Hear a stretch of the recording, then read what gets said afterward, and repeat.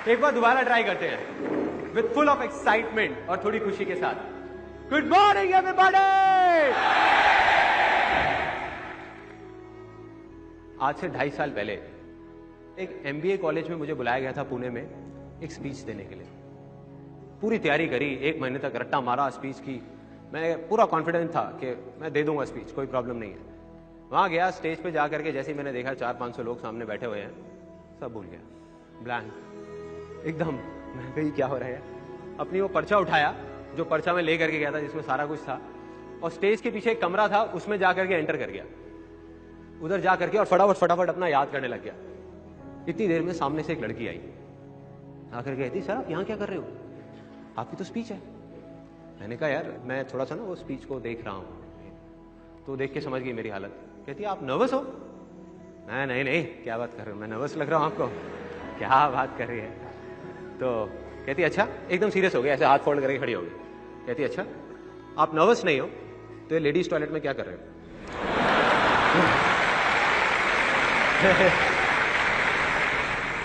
मैं पहले इधर देखा आराम से, उधर देखा, मैं शिट। उसके बाद जब ये हुआ, किसी तरीके से मैं स्टेज पे चला गया। स्टेज पे जाकर के खड़ा हो गया पोडियम के सामने। अब सपोज आप इमेजिन करो सिचुएशन क्या होगी। वहां पे ये पोडियम है और मैं स्पीच देने के लिए खड़ा हुआ पूरी तैयारी के साथ। Good morning everybody, my name is Sandeep Maheshwari and today I am going to talk about blank. 1 second निकला, 2 सेकंड, 10 सेकंड, ऐसे में क्या होता है, एक सेकंड भी 1 साल जैसा निकल रहा होता है। ऑडियंस बैठ के इस तरीके से घूर रही होती है जैसे मैं कोई दूसरे प्लेनेट से आया हूं, जैसे आप लोग अभी मुझे देख रहे हो कि मैं पता नहीं क्या करने वाला हूं यहां पर। अरे भाई आप में से ही एक हूं। उसके बाद नियर अबाउट 1.5 मिनट बाद वहां खड़ा रहा मैं। ऑडियंस में ही एक लड़का बैठा हुआ था उसी कॉलेज का। उसने मुझे बोला come on sir you can do it. मुझे झटका लगा। मैंने कहा यार ये कह रहा है तो शायद मैं कर सकता हूँगा।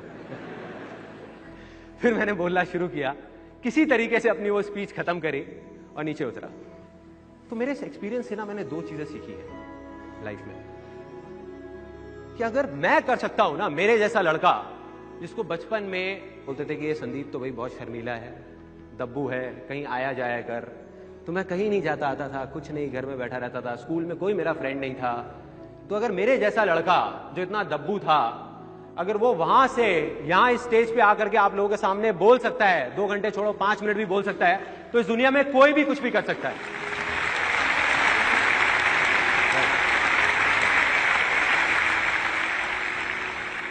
ये थी एक चीज। और दूसरी चीज जो समझ आई वो मैंने कान पकड़ लिया। मैंने कहा भैया जिंदगी में कभी रट्टा नहीं मारना।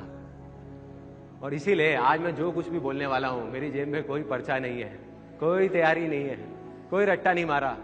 मुझे कुछ नहीं पता मैं क्या करने वाला हूं। मतलब कि ये सेमिनार यहां से नहीं होगा, यहां से होगा, मेरे दिल से होने वाला है।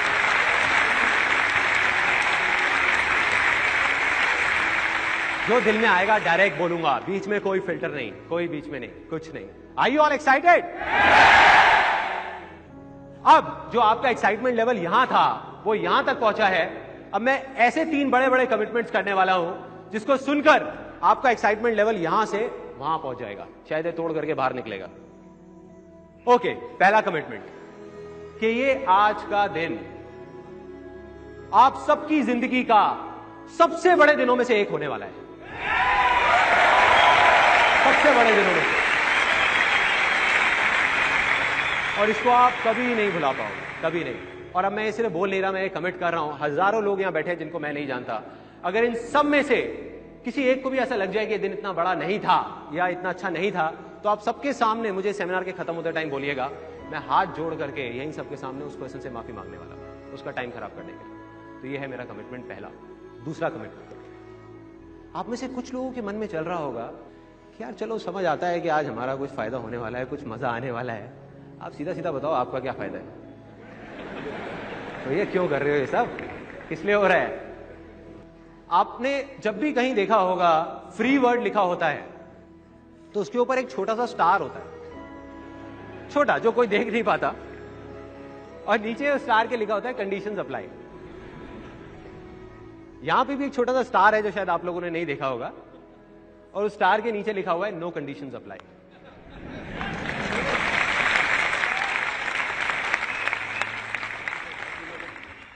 मतलब ये है कि ना तो आज ना जिंदगी में कभी भी मैं आप में से किसी से भी 1 रुपए भी लेने वाला हूं, ना ही अपने फायदे की कोई बात करने वाला हूं किसी भी तरीके से, ना डायरेक्ट ना इनडायरेक्ट, कभी नहीं। सर मेरे घर के पास इंद्रप्रस्थ पार्क है और उधर मैंने देखा कि क्या है आपके घर के पास? इंद्रप्रस्थ पार्क है। तो सर उधर बहुत सारे गर्लफ्रेंड बॉयफ्रेंड्स आते हैं और छोटी छोटी बात पे। आपकी है या नहीं है? नहीं मेरी नहीं है, मैं तो सिंगल हूँ। तो वहां पे क्या करने जाते हो आप? छेड़ने जाते हो? सर मेरे घर के पास है तो मैं संडे संडे टहलने के लिए चला जाता हूँ फ्रेंड्स के साथ। लड़के के साथ? हाँ। तो उधर मैंने देखा है कि बहुत सारे जो गर्लफ्रेंड बॉयफ्रेंड्स होते हैं छोटी छोटी बात पे फोन फेंक देते हैं। 15-15, 20-20 हजार का फोन होता है और वो फेंक के तोड़ देते हैं। तो आप उठा लेते हो? नहीं। फिर हम फ्रेंड्स ये सोचते हैं बताओ ऐसी लाइफ का भी क्या फायदा जहाँ पे खुशी ना मिले।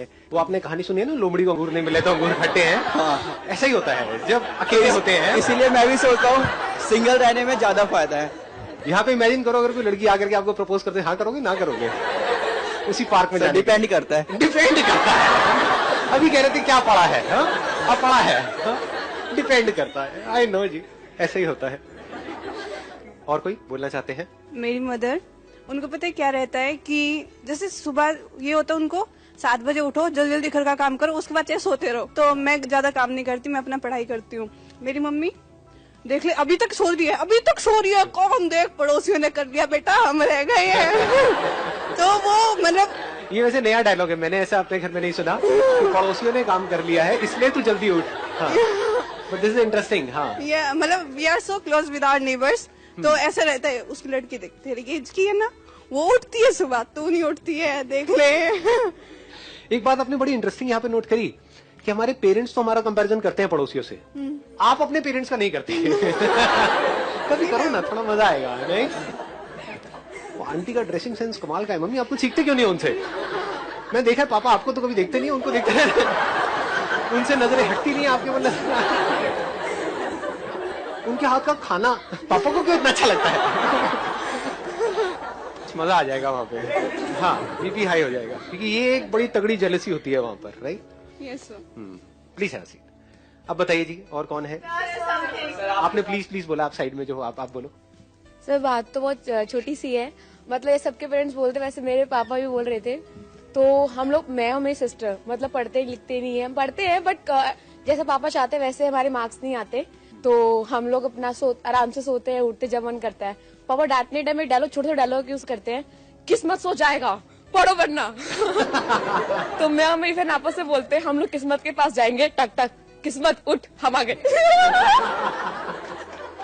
अब उठ जा, उठा देंगे किस्मत को। अब किस्मत, अब उठ जा, अब हम आ गए, अब किस्मत जाग जा। अब किस्मत जाग जा। एक्सेलेंट जी, let's give big hand for us. हाँ, ऐसे कोई डायलॉग्स जो आपके भी घर में बोले जाते हो, थोड़े से डिफरेंट से, ऐसे कोई डायलॉग? सबको मोटे पतले का बहुत होता है, मुझे भी है। तो एक बार मैं खड़ी थी तो वहाँ पे 2 लड़कियां जा रही थी, तो मेरे से कह रही, ए देख देख स्केलेटन दिखाऊं तुझे मैं? देख कह रही। कौन था वो बदतमीज इंसान? सर 2 लड़कियां थी। 2 लड़कियां थी, फिर आपने कुछ कहा नहीं उनको? नहीं सर, बजा दी तो क्या हो। तुम्हारे स्केलेटन पे इतना गोश्त कहाँ से आया? अगर मोटी थी तो बोल सकते थे। और सर जैसे स्कूटी चलाते तो पता है, एक पुलिस वाले ने मुझे रोक लिया, तो कह रहे कि ये बताओ स्कूटी किसकी है? मैं सर मेरी। झूठ मत बोलो, स्कूटी किसकी है ये? सर मेरी स्कूटी है। ये देखो बच्चे, देखो कैसे झूठ बोलते हैं, देखो देखो कैसे झूठ बोलते हैं। फिर ऐसे में जा रही तो एक अंकल बोले कि मेरी मतलब खोपड़ी घुमाई, कह रहे रोटी क्यों नहीं खाती? ये क्या हो गया? 1 मिनट, ये ज्यादा हो गया।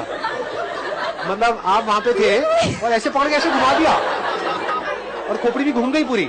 मैंने घर आके बताया, मम्मी कह रही ऐसे थोड़े ना होता, ऐसे। मैं कहा मम्मी सच में ऐसे करी, तो उन्होंने मुझे ऐसे करा। और मैं, वो कौन थे अंकल? जान पहचान के थे वैसे ही कोई? पता ही नहीं, वो ऐसे ही छू के चले गए अंकल। अजीब मतलब किस्से होते रहे थे। क्लास में एक बार मैं छोटी थी तो पनिशमेंट में खड़ा कर दिया। मैं बहुत रोई इस बार, लेकिन अब ऐसा होता है, मैम कहती है जिसको बात करें क्लास से बाहर जाओ। मैं सच में चली गई तो कह रही कितनी बेशर्म लड़की है। और मैंने बोला मैम आपने तो कहा था। Let's give big hand for her. हाँ, बहुत बढ़िया। ऐसी कुछ मजेदार बातें बताओ जिससे कि या तो हम सब रिलेट कर सकें या फिर हम सबके लिए कुछ नया हो, मतलब जो सुनने में मजा आए। आप तो बोल चुके हो ना पहले, इसी से रिलेटेड कुछ इंसिडेंट है जो उसने बोला ना, उससे रिलेटेड हो जाओ, शुरू हो जाओ। सबके घर में ये चीज होता है कि आलू को हर सब्जी के साथ ये कर देते हैं। आलू इज सो कैरेक्टरलेस। आलू इज सो कैरेक्टरलेस। फिर मैंने बहुत सारी स्टोरी बनाई हुई कि आलू और भिंडी का अफेयर हुआ होगा, आलू ने भिंडी को प्रपोज किया होगा, भिंडी सेक्सी है तो भिंडी ने मना कर दिया होगा, तो आलू एकदम एग्रेशन में आ गया, मुझे कैसे मना कर दिया, अब देखना मैं सबके साथ अफेयर चला। उसके बाद से आलू सबके साथ है और भिंडी बेचारी अकेली है। भिंडी हमेशा अकेली होती है, भिंडी हमेशा अकेले। उसकी ज्यादा से ज्यादा प्याज के साथ बनती है, वो भी बदबू होती है प्याज की, मतलब डीओ नहीं लगाता है। भिंडी को बहुत घमंड था ना, तो भिंडी को कर्मा ने स्लैप कर दिया, तो भिंडी अब अकेली है। भिंडी बिल्कुल अकेली सबके साथ है, आलू इज वेरी फ्रेंडली, तो आलू सक्सेसफुल हो गया। आलू सक्सेसफुल हो गया, तो बनना है तो आलू की तरह बनो।